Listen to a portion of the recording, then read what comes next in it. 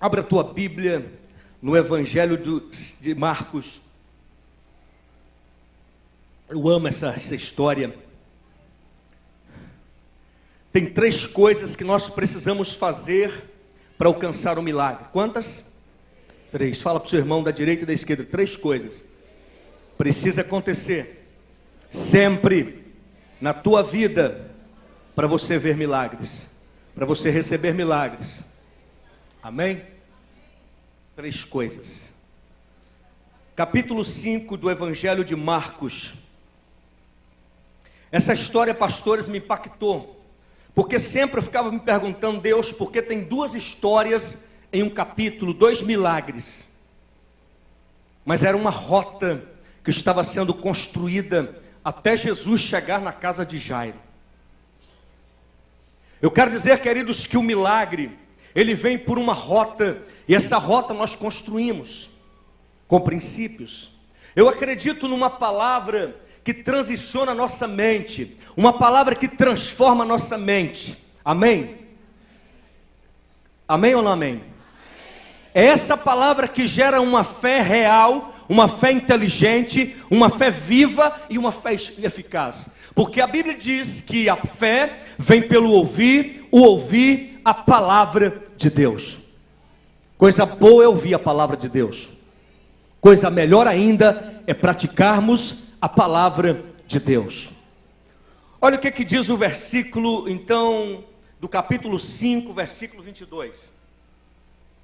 Então chegou ali um dos dirigentes, um dos principais da sinagoga, chamado Jairo. Vendo Jesus, prostrou-se aos seus pés. Olha para mim. Deixa a sua Bíblia aberta que nós vamos caminhar nesse texto, nesse capítulo. Pastor, eu não sei o horário para a gente não ultrapassar, não dispensar o povo tarde. Amém. Lá na igreja nós temos o ônibus que leva depois do horário. Quem não tem carro leva em casa. Mas aqui Deus vai providenciar, se você não tem carro, o seu carro próprio, um transporte. Mas não abra mão dessa palavra. A Bíblia diz que esse homem Jairo, um dos principais da sinagoga, ele precisava de um milagre na sua casa. Ele precisava de um grande milagre, porque aquele homem era pai de uma única filha.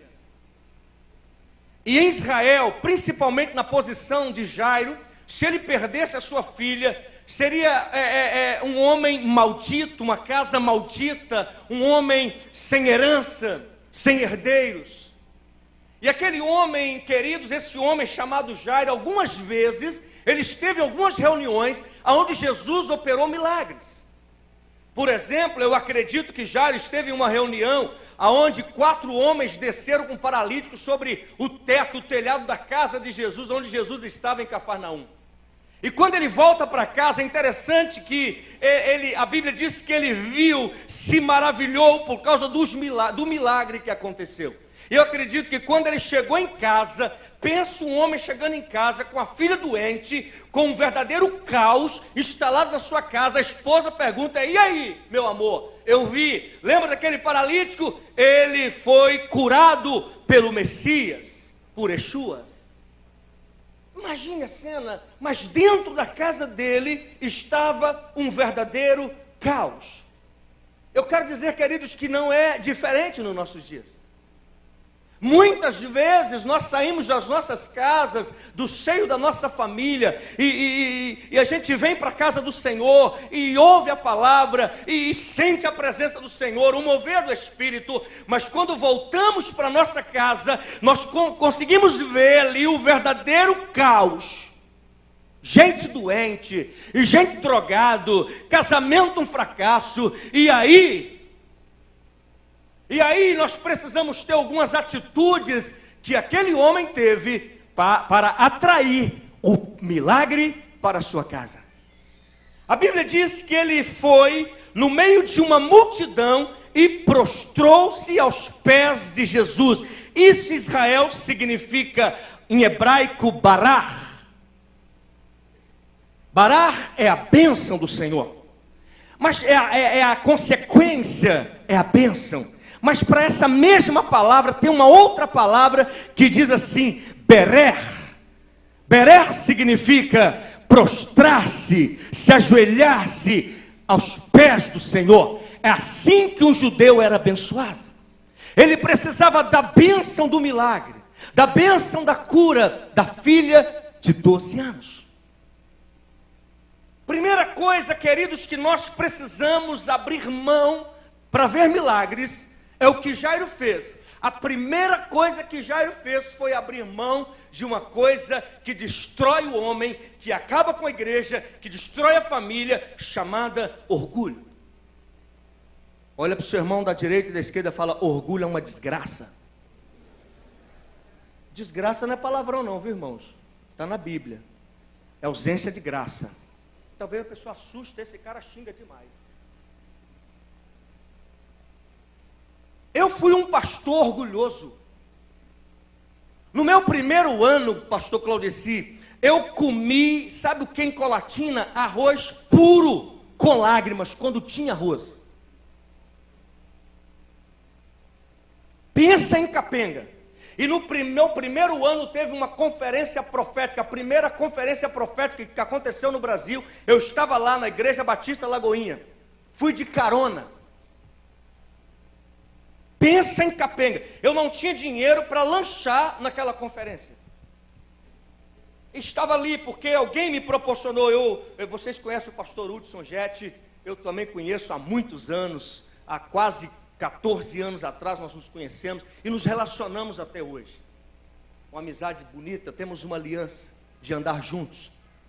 E eu fui porque dirijo muito bem à noite, e eu fui assim, até para dirigir o carro do Álvaro. Fomos para Belo Horizonte. Chegamos em Belo Horizonte, tinha uma plateia ali, tinha um grupo de pessoas, de quase 7.000 pessoas dentro do templo. E tinha uma profeta americana, e ela disse categoricamente, ela foi categórica, meu coração quase saiu pela boca, porque eu tinha convicção que era eu. Ela disse: tem um homem aqui, que não tem dinheiro para fazer o lanche, veio de carona, está passando dias tão terríveis, nessa tarde, Deus decidiu te abençoar. Eu era esse cara. Mas a desgraça do orgulho me impediu de fazer isso aqui e ser abençoado. Sabe por quê? Porque o orgulho te leva a chegar a umas conclusões. O que as pessoas vão pensar de mim? Porque o orgulho nos tira, queridos, o direito de usarmos uma lei chamada lei do reconhecimento. É o que Deus responde. O orgulho nos resgata esse direito de usarmos essa lei, chamada lei do reconhecimento, reconhecer a nossa situação. Este homem da Bíblia, o dia que ele decidiu reconhecer, não tem mais jeito, eu preciso da bênção de Yeshua, e para isso eu preciso praticar o berer, me prostrar aos seus pés e diante da multidão. E ali, meu irmão, levantou uma nordestina maluca. Eu quase fiquei endemoniado dentro daquela igreja. Alguém aqui já foi na igreja Batista Lagoinha? Banquinho tudo apertado. E aquela mulher levantou. E o que aquela profeta americana fez? Agora eu quero convidar essas pessoas que estão aqui para abençoar a vida dessa irmã financeiramente. Deu uma montanha de dinheiro. A minha vontade era bater a cabeça no banco, ali, ficar ali mesmo morto, porque a bênção era para mim. Eu sabia que era eu, mas o maldito orgulho dominava o coração de um pastor. Por isso, queridos, que existe uma rota que nós construímos para sermos abençoados.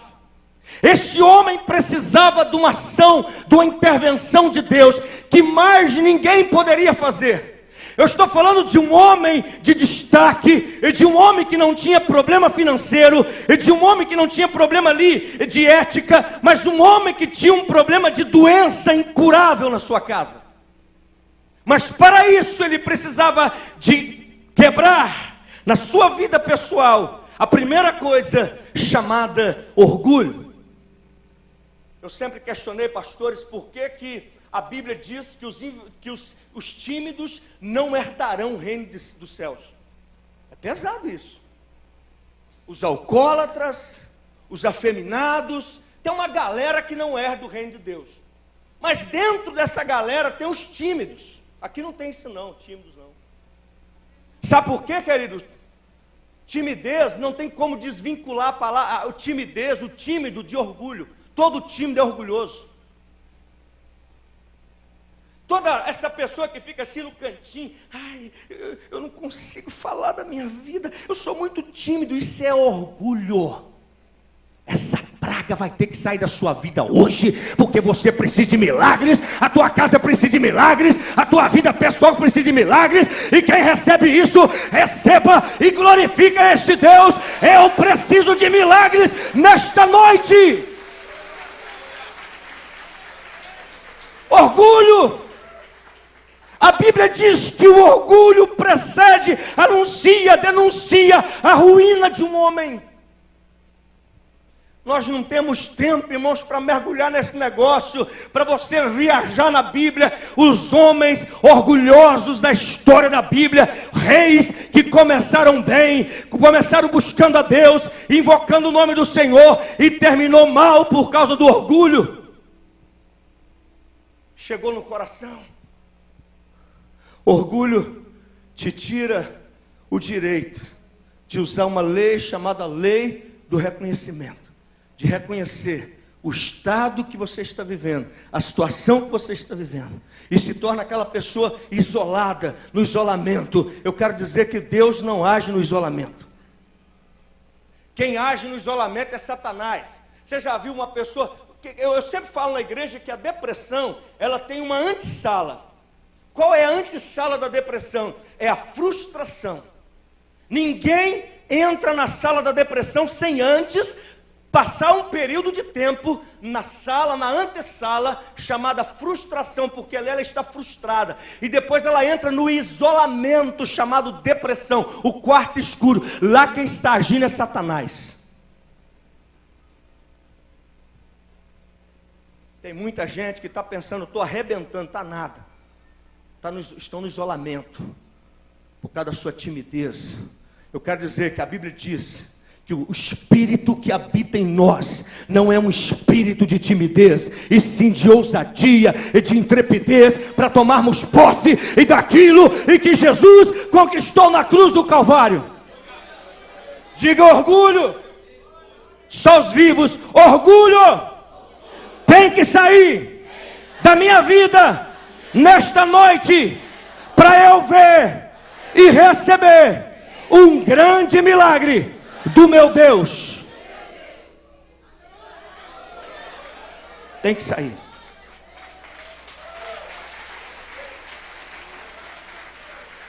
Agora, pastores, imagina, pastor Valdeci, pobre, pastor pobre, orgulhoso. Pior, meu irmão, não tem nada pior do que a pobreza, tem o orgulho. O que tem de pobre orgulhoso, você não tem noção. Não quero que ninguém me ajude. Ninguém precisa ficar sabendo que aqui em casa não tem nada. Isso tem nome, orgulho. Sua vida vai mudar. Essa palavra entra, meu irmão, por isso que é bom nós ouvirmos aquilo que nós precisamos. Aquilo que nós precisamos aqui dentro. Deus sabe o que tem aí dentro. Segunda coisa, Bíblia aberta. Primeira coisa é orgulho. Diga, a primeira coisa é orgulho. Olha o que diz o versículo 25. E estava ali certa mulher que havia 12 anos também, 12 anos que vinha sofrendo de uma hemorragia, um fluxo de sangue. Ela padecera muito sob cuidado de vários médicos e gastara tudo o que tinha, mas em vez de melhorar, piorava. Quando ouviu falar de Jesus, chegou por trás dele no meio da multidão e tocou em seu manto, porque pensava, se eu tão somente tocar no seu manto, ficarei curada. E imediatamente cessou sua hemorragia e ela sentiu em seu corpo que estava livre do seu sofrimento. Você percebeu, pastores, que essa história de Jairo, ela para um pouquinho e conta a história da mulher do fluxo de sangue? Mas por quê? Aí o Senhor me revelou. O Senhor revela as coisas assim profundas aos bobos da roça. Talvez o cara tem uma teologia afinada, apurada, hebraico, grego, aramaico, mas não consegue ver essas coisas. A Bíblia diz que ele revela aos simples, aos bobos, aos mansos. Eu ficava encucado e lia, relia. Por quê? Porque estava ao lado dele um homem chamado Jairo. Um homem que precisava de um milagre na sua casa. E um homem extremamente religioso. E a religiosidade tem que ser quebrada na nossa vida. Porque um religioso não vê milagres, não experimenta milagres. Vou falar de novo. Um religioso não passa de religioso. Quem estava ao lado de Jesus, quando Jesus para e diz, alguém me tocou? Ei, os discípulos disseram, o Senhor está sendo tocado por uma grande multidão, e agora o Senhor disse que alguém me tocou de uma forma diferente, que saiu de mim poder que curou, poder que libertou uma mulher fraca, raquítica, anêmica, que veio arrastando. Aí quando Jesus, aquela mulher toda com medo, e Jairo ali, antenado, e Jesus falou, alguém me tocou, e de repente aquela mulher fala, fui eu que te toquei. Eu tinha uma hemorragia de 12 anos. Imagina um religioso ouvindo isso, que dizia, segundo Jairo, nos seus ensinamentos, lá no Pentateuco, nas leis de Moisés, lei mosaica, que o cara que tocasse uma mulher no período menstrual tinha que ficar de molho 7 dias. Então eu entendo, queridos, que tem coisas na vida da igreja que precisa ser arrancada e de vez e de fato da nossa vida. Porque a religiosidade nos coloca em um patamar de julgamento. A religiosidade nos coloca em um lugar de juiz. Nós julgamos tudo. Nós julgamos o louvor, nós julgamos a mensagem do colega, e nós julgamos a doutrina do outro, nós julgamos, meu querido, nós precisamos aprender uma coisa, respeitar uma coisa chamada mantos.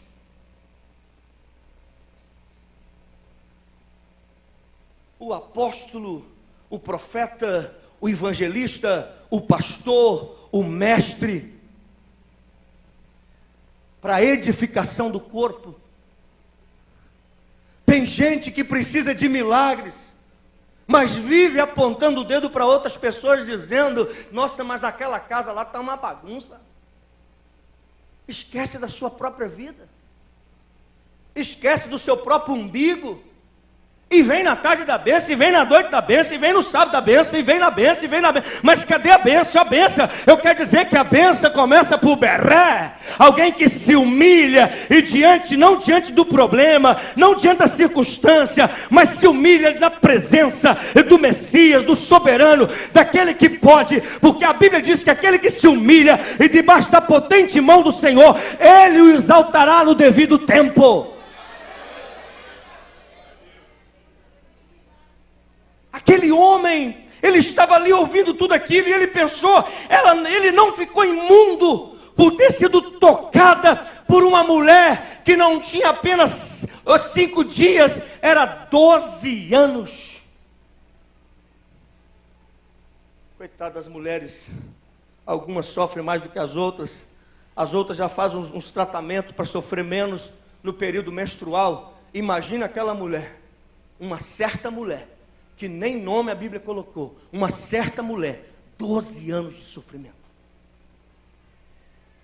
E Jairo dizia, 5 dias, ou 6 dias, ou 7 dias, o homem não pode tocar nem de longe, tem que ficar de longe. Agora, uma mulher que tinha 12 anos, toca no Messias, e ele diz, alguém me tocou. Que sensibilidade que aquele homem tinha. Que sensibilidade que Jesus tinha para sentir alguém tocar nas suas orlas e falar, saiu de mim poder, porque alguém tocou de uma forma diferente. Mas tinha uma pessoa que precisava do milagre também, chamado Jairo. E a Bíblia diz que eles estavam caminhando em direção à casa do principal da sinagoga. Talvez, queridos, muitas das vezes você ora e parece que Deus não te responde. Eu quero dizer, Deus é Deus de princípios. Deus não se move fora de princípios. Não adianta a pessoa querer atrair Deus chorando, desesperado, batendo cabeça. Não, eu entendi. O dia que aquela americana, aquela profeta de Deus falou aquilo, ela estava falando, Deus olhou para mim. Deus viu o que eu estava querendo receber naquele congresso, não era dinheiro. Porque o meu problema não era dinheiro, o meu problema era uma prisão de mente, de alma. Davi, ele esteve em Adulão e ele entendeu, o meu problema não é caverna de Adulão, o meu problema é a minha alma. Por isso que no Salmo 142, versículo 7, ele diz, tira a minha alma do cárcere. A religiosidade aprisiona nossa alma no cárcere da mesmice, no cárcere da mediocridade. Você sabia que tem uma estatística que nos confronta? Que menos de 5% da população mundial está acima da média. 95% estão abaixo da média, em todos os níveis. E nós temos um evangelho violento. Nós temos uma palavra que toca aqui, ó, na mente. Transforma a nossa mente. O que tem de crente sem ter mente transformada dentro das igrejas, não, meu irmão, tem muita gente. Por isso que eu creio numa palavra que transiciona a mente. Faz assim, Deus, coloca a sua mão, o seu dedo na sua mente assim, Deus, transicione através da tua palavra a minha mente, para eu experimentar o melhor desta terra.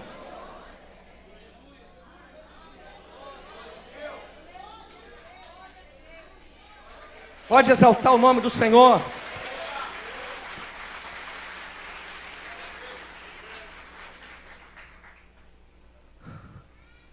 Tem uma terceira coisa. Qual é a primeira? Qual é a primeira? Só os vivos. Qual é a primeira? Fala, sai orgulho. Qual é a segunda? Diga, religiosidade. Sai da minha vida. Você nunca mais vai se colocar no patamar de juiz. Fala, não é o teu lugar. Não assuma um lugar que não é teu. Pensa num cara orgulhoso, religioso, era eu. Aquele cara todo. Numa capenga, lá com meia dúzia de pessoas na igreja, e ainda falando, o cara está crescendo porque lá pode tudo. Isso é religiosidade. A religiosidade te leva a criar argumentos. E Paulo disse que argumentos se transformam em fortalezas, que nos prende. A religiosidade nos coloca em situações terríveis. Mas vamos pular para a terceira, para terminar logo, para orarmos para o milagre.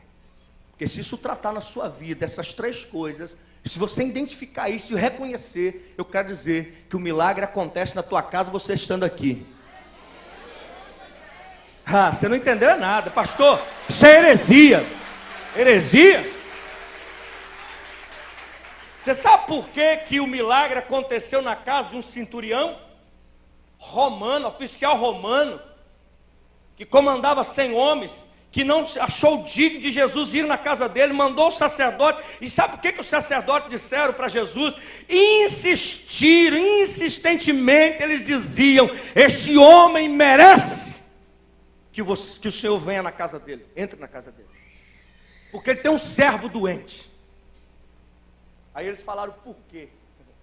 Isso é outra coisa, outra mensagem violenta. Ele ama a nossa nação e ele construiu a sinagoga onde nós te adoramos. Um romano. Por que o milagre tem que acontecer na sua casa? O que você anda fazendo por aí? Que tipo de coisa você anda fazendo por aí?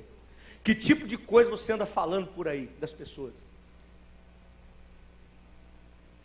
Diga, toda religiosidade sai da minha vida. Terceira coisa, escuta bem isso. Imediatamente cessou o sangue, versículo 35. Enquanto Jesus ainda estava falando, chegaram algumas pessoas da casa de Jairo, o dirigente da sinagoga, sua filha morreu.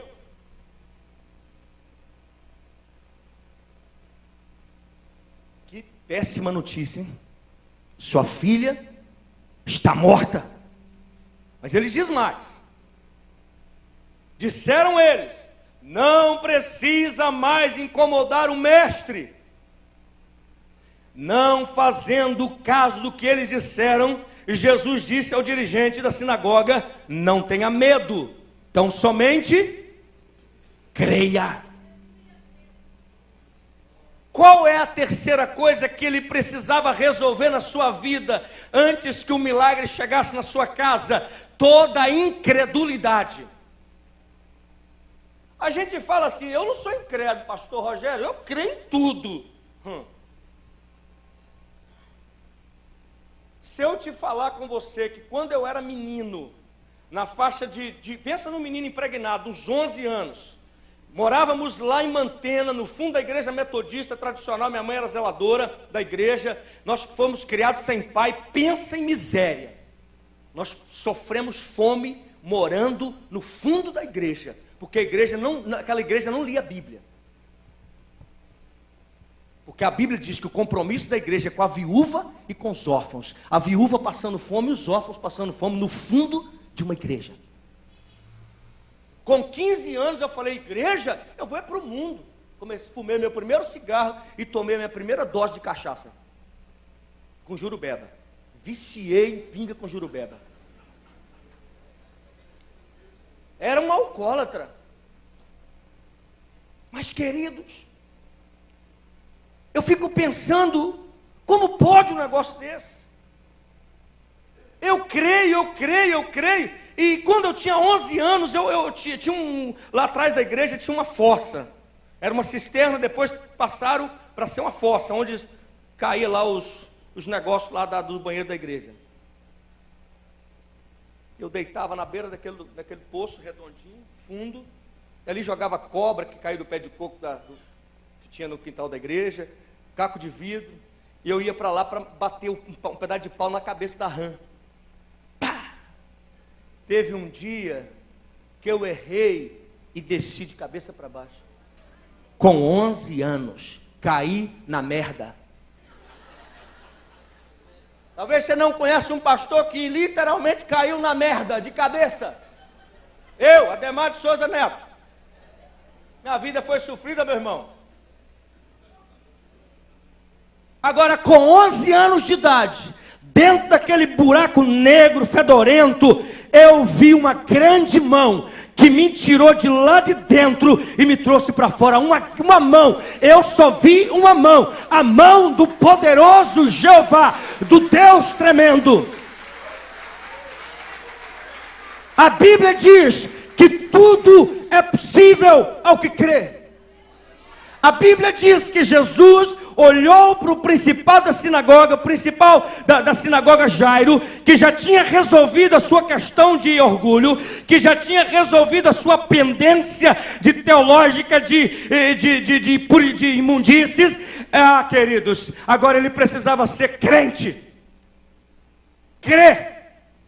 A tua filha está morta. E Jesus, olhando para ele, diz: não leve isso em consideração. Ei!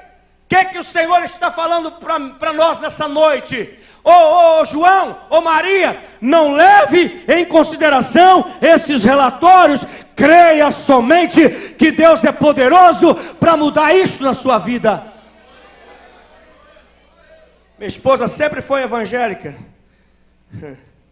E aí, me conheceu, eu tinha 16 anos.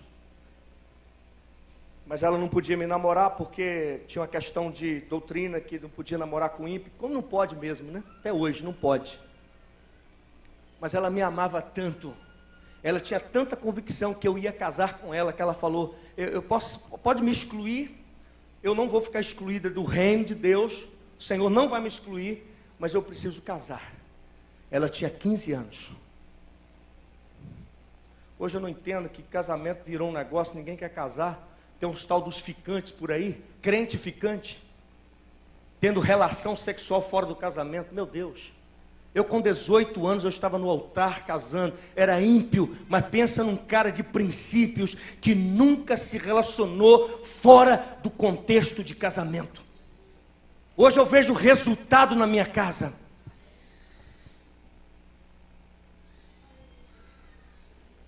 E ali, meu irmão, por várias vezes, aquele povo crente, parente dela, com Bíblia debaixo do braço, até suja, suada, dizia: coitada Tilene, ela encravou, ela não casou, ela encravou.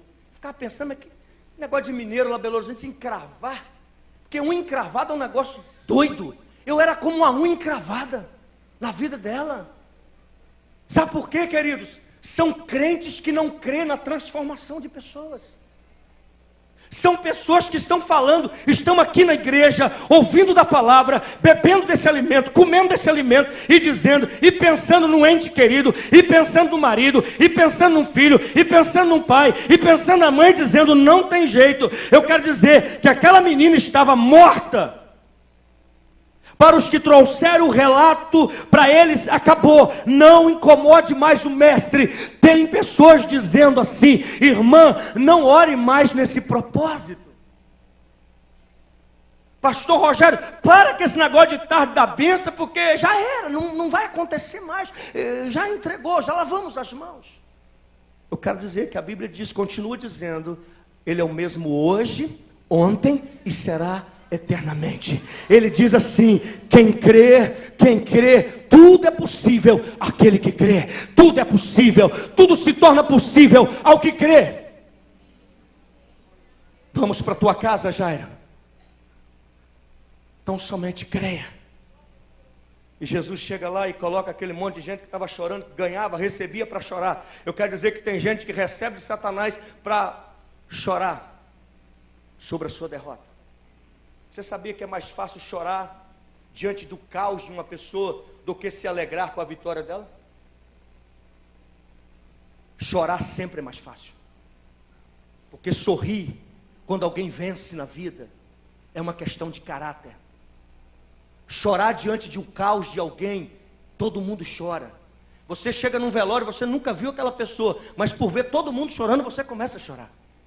Já percebeu algumas pessoas na igreja quando você fala, troquei de carro, e principalmente quando essa pessoa é o pastor da igreja? Aqui vocês não experimentam isso não. Pensa num cara da roça, lá de Colatina.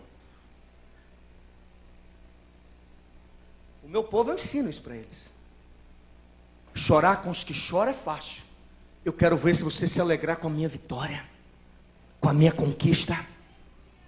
Jesus chegou e colocou aquela equipe que choravam. Tem um nome, eu esqueci, estou tentando lembrar, pastor. O nome das mulheres é carpiteiras. É essas pragas mesmo. Só chora com a derrota dos outros. Incrédulo aprende a chorar fácil. Todo chorão é incrédulo. Fala para o seu irmão, todo chorão é incrédulo. Pastor, o senhor está brincando comigo? Não. Lembra de Ana? Enquanto Ana chorou anos e após anos dizendo, Penina tem filhos, é isso, é aquilo outro, e eu não tenho filhos, a minha madre, meu ventre é estéril. Mas o dia que ela parou de chorar e tomou uma atitude de ofertar no altar, ela voltou para casa, e naquele ano ela conheceu seu marido a conheceu, e ela deu à luz a um filho chamado Samuel, e ofertou Samuel, e teve outros filhos. Fala para o seu irmão da direita e da esquerda, chore menos e creia mais na Bíblia. Saia os que estão chorando. Quem entrou lá? A mulher de Jairo, Jesus e 3 discípulos mais chegados, João, Pedro e Tiago. E não levou os 12 também não. Tinha Tomé ia falar, Jesus, essa menina está branca, olha os olhos aí da morte aí, não, deixa, só levou crente.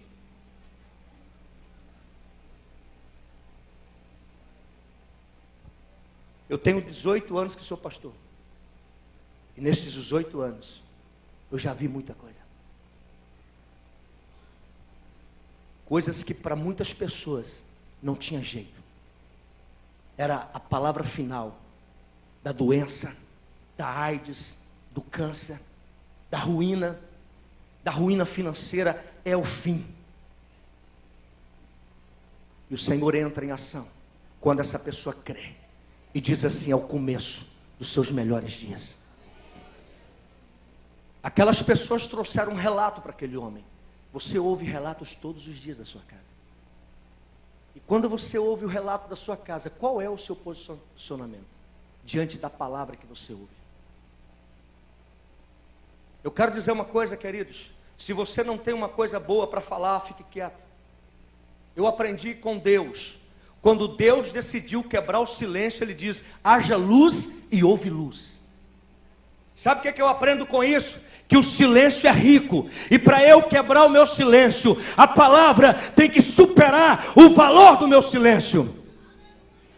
Para nós pode ser apenas palavras, mas para Deus e para o inferno são decretos. E tem muitas pessoas que estão dentro das igrejas debaixo de decretos, de palavras que elas mesmas lançaram por causa da sua incredulidade. O que o Senhor falou? Jairo, não leve isto em consideração, porque se ele considerasse, ele ia abrir a sua boca. Tem aqui muitas pessoas considerando as suas lutas. Valoriza lutas, valoriza muitos problemas. Pare de valorizar isso, queridos. Comece a valorizar a palavra. Comece a valorizar aquilo que a Bíblia diz a teu respeito. Eu deixei de ser um pastor orgulhoso para ser um homem manso, para ser um homem humilde, para ser um homem que cumpre o berer, que se humilha para receber a bênção do Senhor. Mas eu não me humilho debaixo das circunstâncias contrárias. Eu me humilho debaixo da potente mão do Senhor. O que você tem considerado que tem atrapalhado o seu milagre?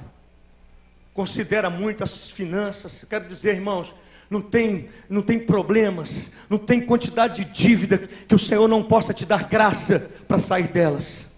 Mas as suas palavras têm te mantido num cárcere, têm te mantido na prisão, têm feito você chorar. E tem muitas carpideiras, isso mesmo, carpideiras, essas coisazinhas que gostam de chorar, chorando por causa do seu caos. Ai, irmã, eu vim aqui chorar com você. Vai para a tampa da mironga, vai chorar no inferno. Eu vim aqui te ajudar a chorar, porque os problemas estão te consumindo e estão me consumindo também. Fora! Eu não quero essas pessoas do meu lado. Eu quero pessoas que dizem como Jesus falou: não considere isso.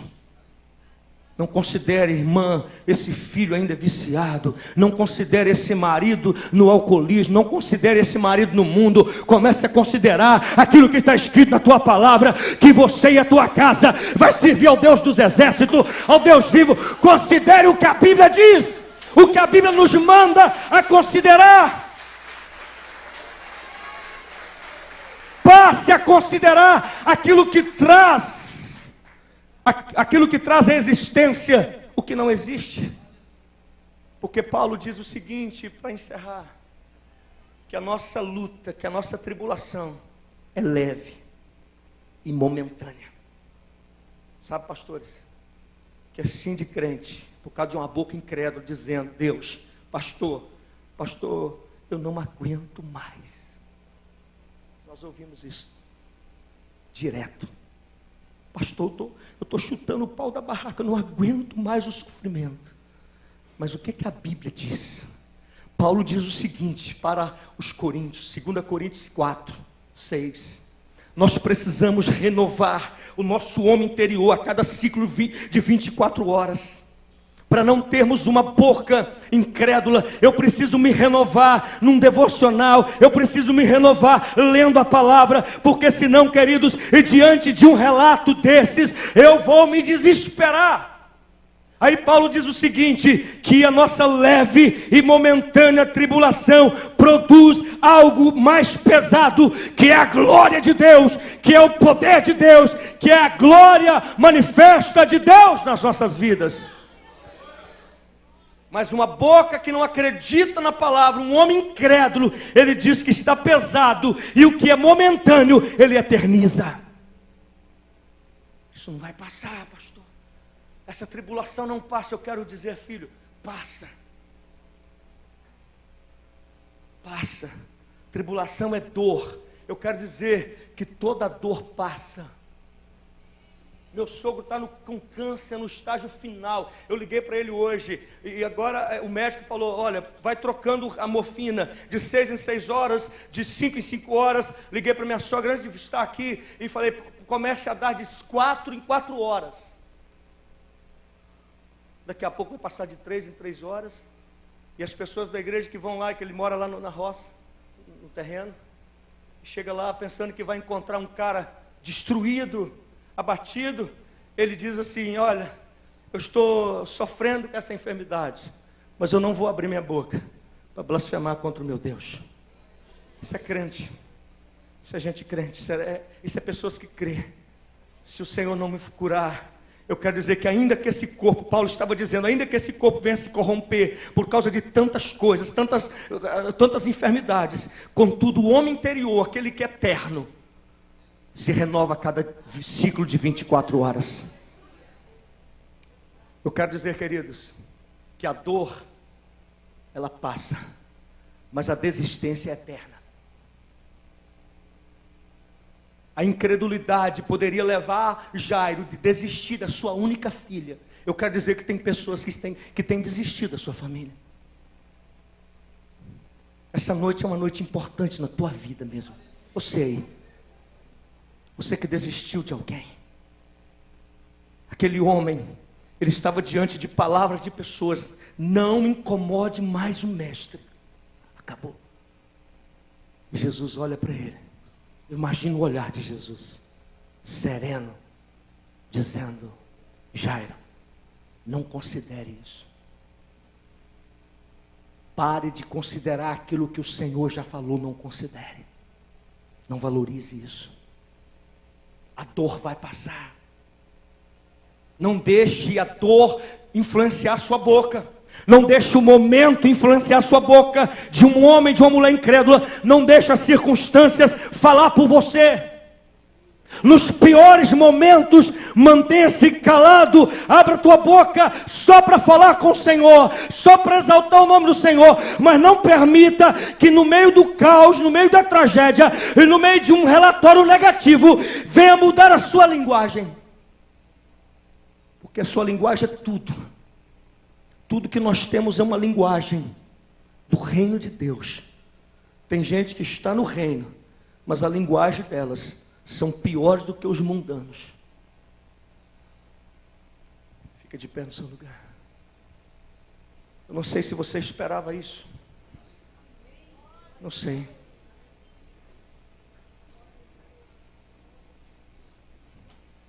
O sacerdote pega do povo e leva para Deus. O profeta pega de Deus e traz para o povo. E o meu ministério é esse, profético.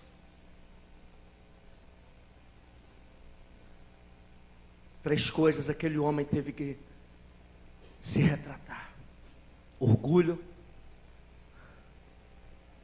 religiosidade e incredulidade. Diante do caos, não seja incrédulo, seja crente. Vai dar certo.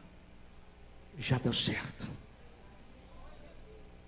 Isso vai mudar a história da sua vida.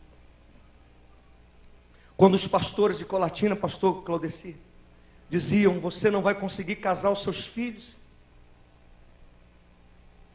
Sem orgulho, irmãos, olha o que Deus fez na minha vida. Minha filha casou com um rapaz que está chegando de São Paulo hoje, chegou de São Paulo hoje.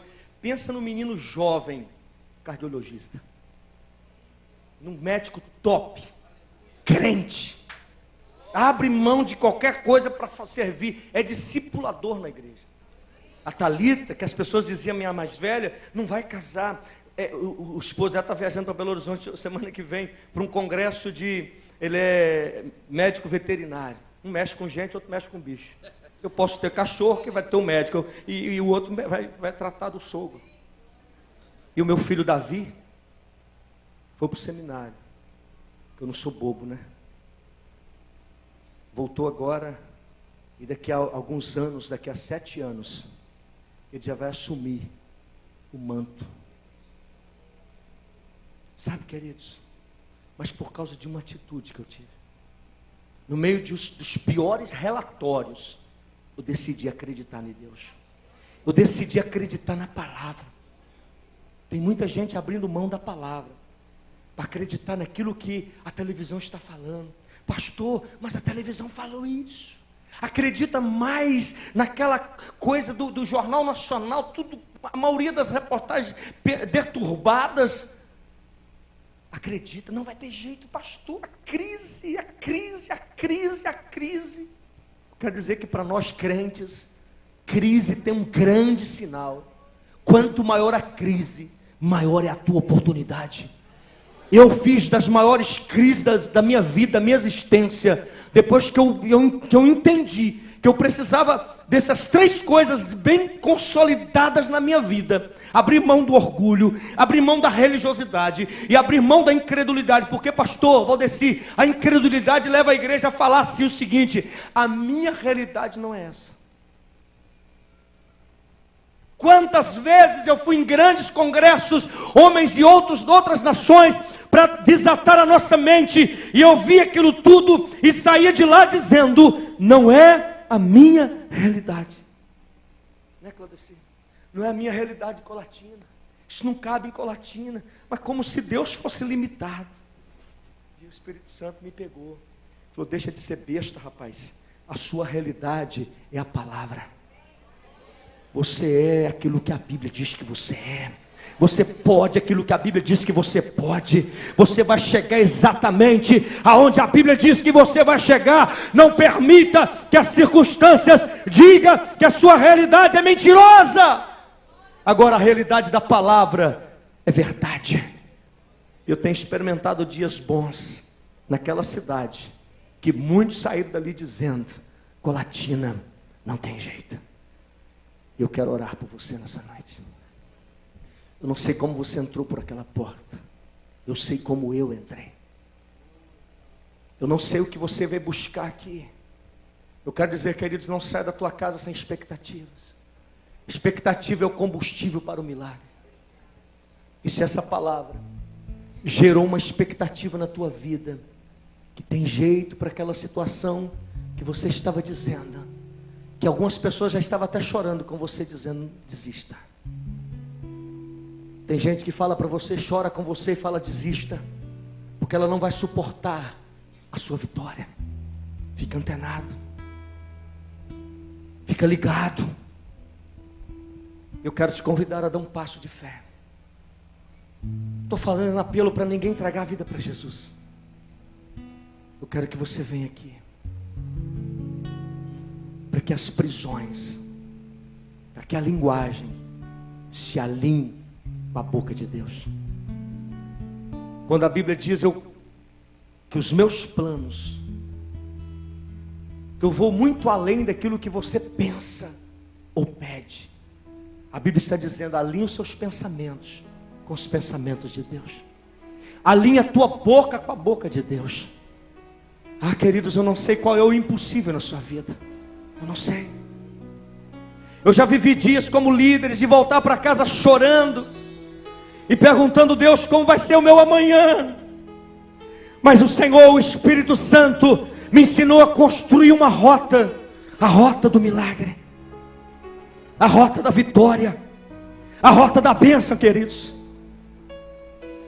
Tem áreas que somos orgulhosos, temos que abrir mão do orgulho. O beré é quando nós estamos de joelhos na presença do Pai. É esta posição.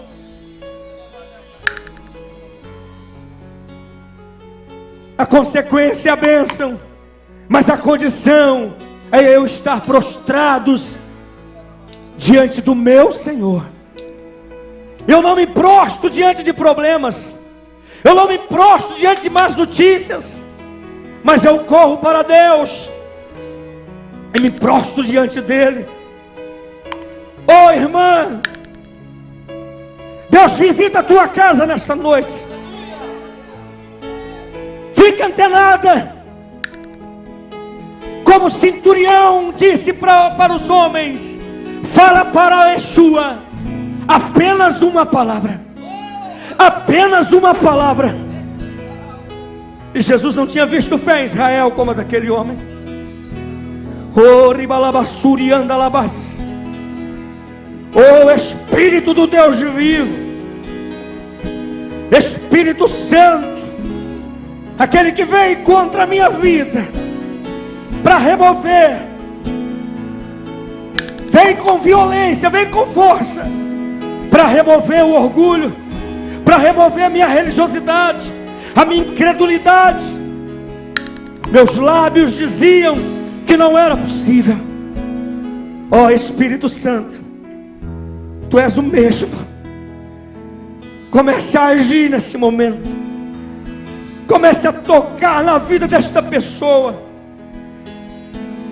que por causa da dor abriu a boca e desistiu, porque não sabiam que a dor é passageira, mas a desistência é para a eternidade.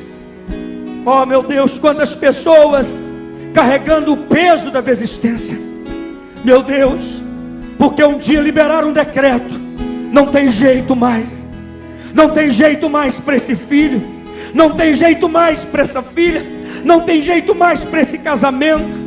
Não permita que os momentos ruins do seu relacionamento conjugal venha fazer você liberar palavras, venha fazer você liberar decretos que não tem mais jeito. Ajuda-nos, ó Deus, ajuda-nos, Espírito Santo, a crescer na fé, através da Tua palavra, a romper, porque o Senhor é o mesmo que falou para Jairo: não considere essas palavras. Ajuda-nos, Espírito Santo, a não considerar as palavras de ruínas.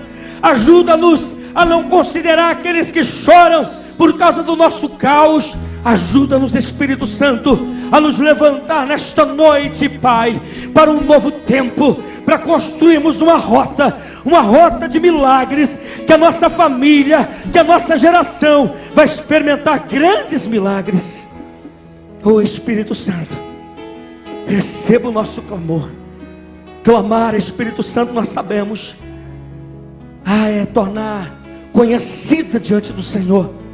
Oh Espírito Santo, oh Espírito do Deus vivo, venha sobre nós, venha sobre nós. Venha com teu manto de graça, de favor. Aquilo que o homem lá no mundo não entende, aquilo que as pessoas que trazem os relatórios ruins e negativos, alinha nossa boca com a Tua boca nesta noite, Senhor. Alinha a boca dessa igreja com a Tua boca, Pai. Que nos momentos difíceis eles não vão negociar os princípios, mas vão confiar no Senhor, esperar no Senhor. Obrigado, Espírito Santo. Obrigado, Espírito Santo. Obrigado, Espírito Santo. Por favor, Espírito Santo. Por favor, Espírito Santo. Toque agora. Essa boca diz que não tem jeito, mas a tua boca diz que tudo é possível ao que crê. Crer é eu me posicionar. Crer é quando eu ouço a palavra e me posiciono debaixo daquilo que eu ouvi. Obrigado, Espírito Santo, porque nós entendemos que essas três coisas sempre irão nos afastar do milagre: o orgulho, a religiosidade e a incredulidade. Ajuda-nos, ó Deus.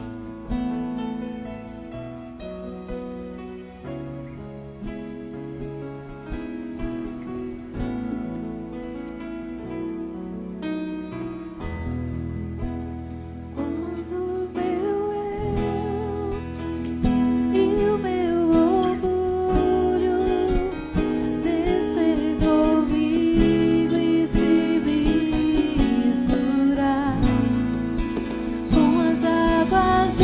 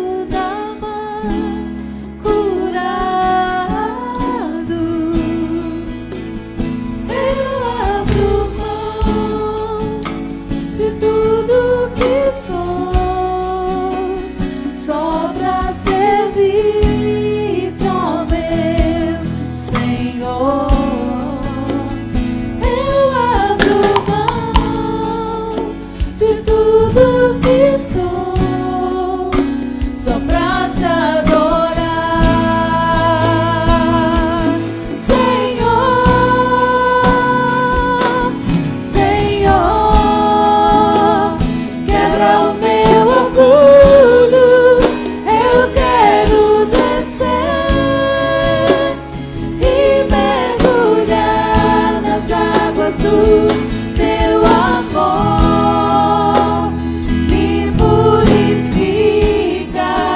Eu quero ser limpo como Naamã no seu poder. Antes de nós nos levantarmos do joelho e sairmos do altar, diante dessa palavra que fala de mudança de mentalidade, fala de retorno à palavra, ao Senhor, antes de nós sairmos daqui, eu quero perguntar se há alguém, gostaria que ninguém andasse nem se movesse, se há alguém aqui que nesse momento ouviu a voz de Deus e quer entregar sua vida a Jesus. Se houver alguém aqui, é só levantar uma de suas mãos. O Senhor te chama nesta noite, e esta mudança de mente começa com esta atitude de entregar sua vida a Jesus. Alguém que está afastado, ou que gostaria nesse momento, em toda a igreja, de fazer uma aliança com Deus, entregar sua vida a Jesus, para que Jesus venha dirigir você e te abençoar de forma muito especial. Levante sua mão. Onde está você?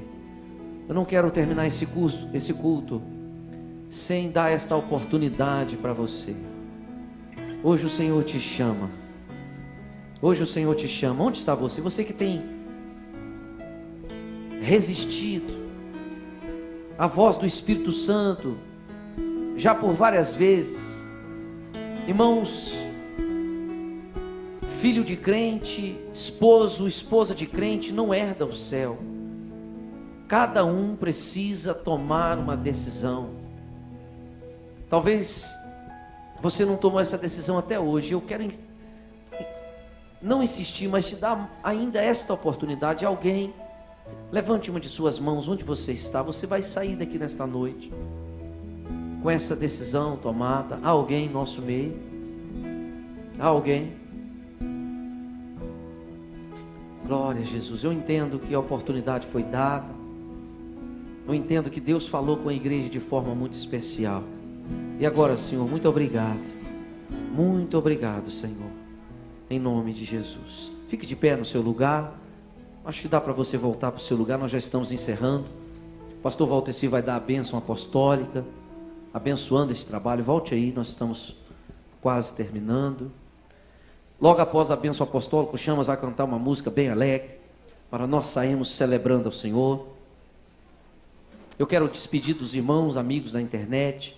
Em nome de Jesus, Deus continue te abençoando. Amanhã, domingo, 17 horas, nós temos o nosso primeiro culto. E ele é transmitido também pela internet. Você pode participar juntamente conosco. Deus abençoe. Irmãos,